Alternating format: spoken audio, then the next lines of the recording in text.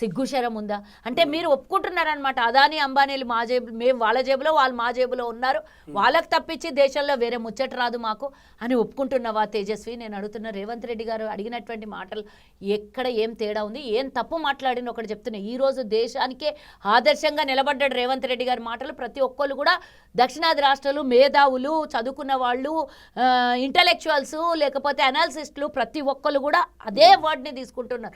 ప్రతి ఒక్కళ్ళు కూడా దీనికే సహకరిస్తున్నారు. ఎందుకు? ఇప్పుడు నువ్వు తెలంగాణ వాదివి కదా, నువ్వు సౌత్ ఇండియా వాదివి కదా, నాకు ఇప్పటివరకే అన్యాయం జరిగింది. అప్పుడెప్పుడో పివి నరసింహారావు ఉన్న కాలంలో ఒక ప్రధానమంత్రి ఉండేవాడు అని ఇప్పటికే చెప్పుకుంటున్నాం. రేపొద్దున 50 సంవత్సరాల వరకు ఇది ఏదైతే చట్టాన్ని అమలు పరుస్తారో 50 సంవత్సరాలకు మన గొంతుకు తీసుకొని వచ్చి ఉరి వేసినటువంటి చట్టాన్ని తీసుకొని రాబోతున్నారు. ఇక్కడ మహా అయితే పెరిగితే ఎన్ని పెరుగుతాయి? 10 పెరుగుతాయేమో మనకు. ఇదే ఉత్తర రాష్ట్రాల్లో ఉన్నటువంటి ఉత్తరప్రదేశ్కి ఆల్రెడీ 80 మంది ఎంపీలో 85 మందే ఉన్నారు. వాళ్ళకు 130 ఎంపీలు అవుతారు. 130 అయితే మన సౌత్ రాష్ట్రాలన్నీ కలిపితే ఒక 150 అవుతుండదు. అంటే ఒక్క రాష్ట్రం ఈక్వల్ టు సౌత్ ఇండియా. అంటే ఈ రాష్ట్రాలకు వచ్చేటటువంటి ఆదాయం తీసుకొని పోయి ఒక్క రాష్ట్రానికి పెడతారు. అక్కడి నుంచి 50 మంది 150 మంది గొంతిప్పితే మొత్తం రాష్ట్రాలు కలిపితే ఒక్క రాష్ట్రాన్ని ఎదుర్కొనే లేని పరిస్థితి పార్లమెంట్లో వస్తుంది. 850 మంది పార్లమెంట్లో కూర్చుంటే ఆ 850 మందికి ఎంత సమయం వస్తుంది? ఎన్ని రాష్ట్రాల వాళ్ళు మాట్లాడాలి? ఎంతమంది వాళ్ళ హక్కుల గురించి మాట్లాడడానికి అవకాశం వస్తుంది?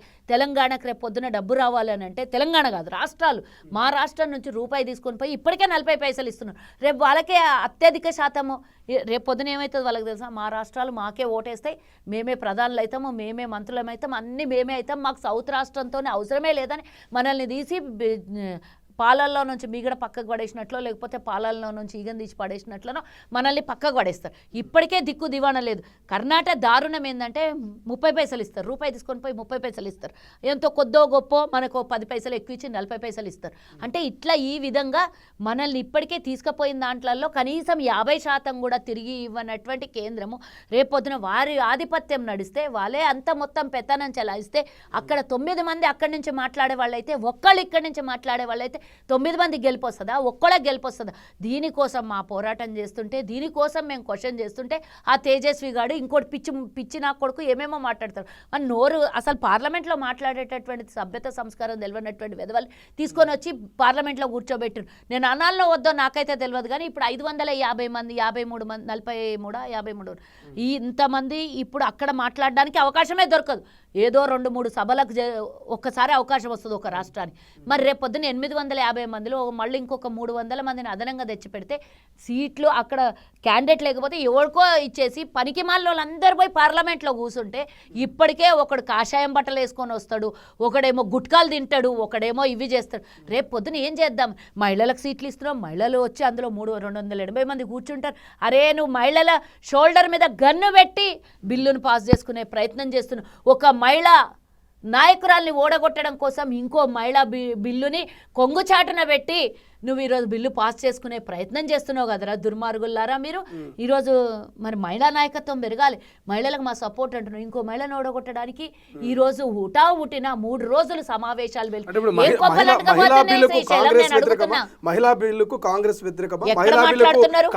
మాట్లాడుతున్నావు. నేను ఇప్పటిదాకా చర్చ చేసింది దేని గురించి? నా రాష్ట్రాలు అన్యాయం జరుగుతున్నాయి,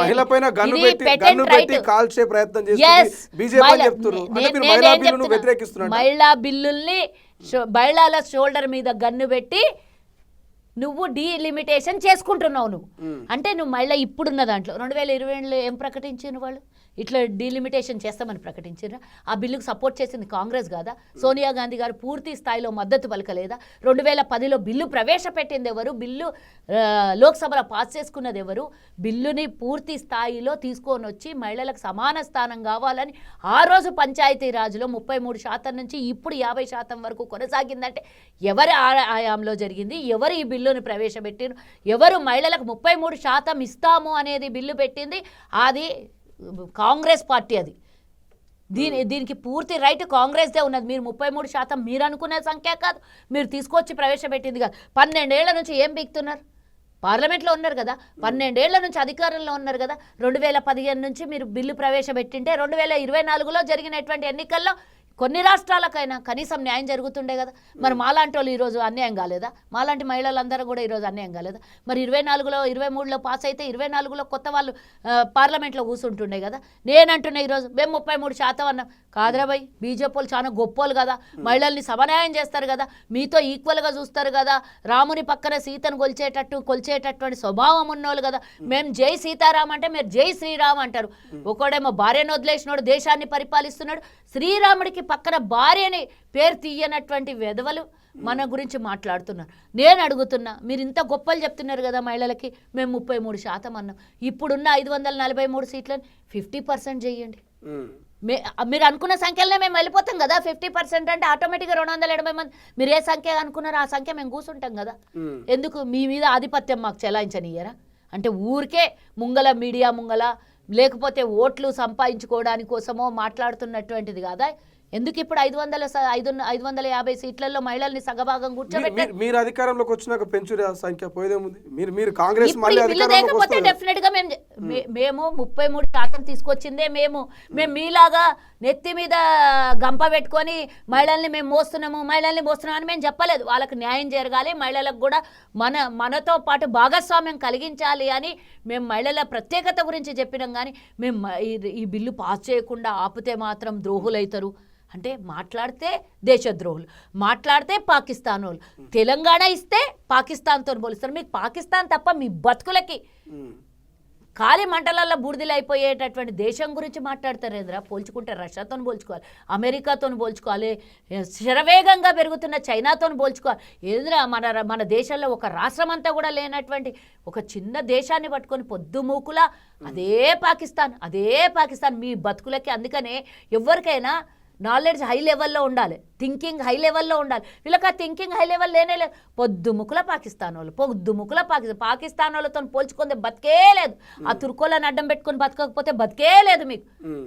హిందువులను అడ్డం పెట్టుకొని తుర్కోల ఓటులు అవి ఇవి అని చెప్పి మాట్లాడే తత్వం తప్పించి నిజంగానే చట్టపరంగా, న్యాయపరంగా, రాజ్యాంగపరంగా సమానమైన హక్కులు కలిగించాలి, దేశ పౌరులందరూ సమానంగా ఉండాలనే ఆలోచన మీకు ఎన్నడన్నా? కేవలం రాజకీయం, కేవలం ఓట్లు, ఎలక్షన్లు ఇవే కావాలన్నా మీకు? అన్ని దేశ సంపదనంతా అమ్మేసుకుంటారు. మహిళల్ని ఇప్పుడు ఏం తీసుకొని రాజ్యం వెళ్ళాలి? అన్నీ అమ్మేసుకొని కూర్చున్నారు. ఇవ్వండి, ఇప్పుడున్న దాంట్లో ఇదే ప్రవేశపెట్టండి. 33% యాజ్ ఇట్ ఈస్గా ప్రవేశపెట్టి ఇమీడియట్గా బిల్ పాస్ చేయండి. మేమందరం ముక్త కంఠంతో జైలు అందరికి బరాబర్. మా బిల్లు మాకొస్తే మేమెందుకు బలక? 2010లో ప్రవేశపెట్టిన బిల్లు 14 నుంచి 24, 25, 26, 13 సంవత్సరాలు ఇంకా మీరు ప్రవేశపెట్టలేదు. ఆ రోజు వ్యతిరేకించిన వాళ్ళు కాంగ్రెస్ పార్టీ ప్రవేశపెడితే ఎంతోమంది బీజేపీ వాళ్ళు వ్యతిరేకించిన మహిళా బిల్లు. ఇప్పుడు గొప్పలు చెప్తారు, చాలా గొప్ప మాటలు మాట్లాడతారు, కానీ అవన్నీ ఉన్నాయి కదా రికార్డులు, చరిత్ర. ఎక్కడ తుడిచిపెట్టే చరిత్ర ఏది కాదు, ప్రతి ఒక్కటి దొరుకుతుంది. రైట్. ఇప్పుడు తేజస్వి సూర్య నుంచి ఏం ఎక్స్పెక్ట్ చేస్తా ఉన్నారు? అంటే ఫైనల్గా కిషన్ రెడ్డి చెప్తున్నాడు, ఇంతకుముందు ఆయన క్షమాపణ చెప్పిండు రాత్రే అని అంటున్నాడు. ఏడా ఎవరికి కనిపించింది? కనిపించిందా? నాకైతే కనిపించింది. నాకు కూడా కనిపించలేదు. ఏం ఎక్స్పెక్ట్ చేస్తారు? నాకు కూడా కనిపించలేదు. అదేమంటారు, ఊరు బయట చెప్పుతోను కొట్టే అంటే ఇంట్లోకి వచ్చి కాలు మొక్కిండంట వానసుంటోడు. ఇవిడు రోడ్డు అంత బయట ప్రపంచానికేమో తెలంగాణ అనే అవమానపరిచి లోపల వచ్చి 4 గోడల మధ్యలో కాలు మొక్కితే సరిపోతుందా? క్షమాపణ అవుతుంది? బహిరంగ క్షమాపణ చెప్పాలి, లేదా మన సభ్యత్వాన్ని రద్దు చేయాలి, పార్లమెంట్ సభ్యత్వాన్ని. ఎందుకంటే ఒక రాష్ట్రాన్ని ఇచ్చి రాజ్యాంగపరంగా ఇచ్చిన అంబేద్కర్ రాసినటువంటి ఈ రాజ్యాంగాన్ని అవమానించినటువంటి వెధవలు ఎవడైనా సరే, ఏ పార్టీలో ఉన్నా సరే, ఇది ఆత్మ బలిదానాలు చేసుకుంటూ వచ్చింది, విద్యార్థులు చనిపోతే వచ్చింది, ప్రత్యేకంగా మాకు రావాల్సినటువంటి హక్కులు మాకు లభించట్లేదని సుదీర్ఘ పోరాటం చేస్తే వచ్చింది. ఇష్టం వచ్చినట్లు నోటికొచ్చినంత వాగి మా తెలంగాణ గురించి మాట్లాడే హక్కు నువ్వోడిరా? నువ్వు కూర్చొని ఆడ కూర్చొని కర్ణాటక ఎంపీకి పొడిచి తెచ్చిన 30 పైసల నుంచి కనీసం 40 పైసలు దిగకపోతే, 40 పైసలు 50 పైసలు దిగకపోతే నువ్వు పార్లమెంట్లో కూర్చున్నావు. నువ్వోడిరా మా గురించి మాట్లాడి, మా తెలంగాణ గురించి? అసలు నీకేం నైతిక హక్కు ఉన్నది మా తెలంగాణ గురించి? నువ్వేమన్నా ఉంటే నీ కర్ణాటక గురించి మాట్లాడుకో, మా రాష్ట్రం గురించి నీకేంద్రా వెదవా? రైట్. అసలైన తొలి వెలుగు. ఫాలో వాట్సాప్ @తొలి వెలుగు official.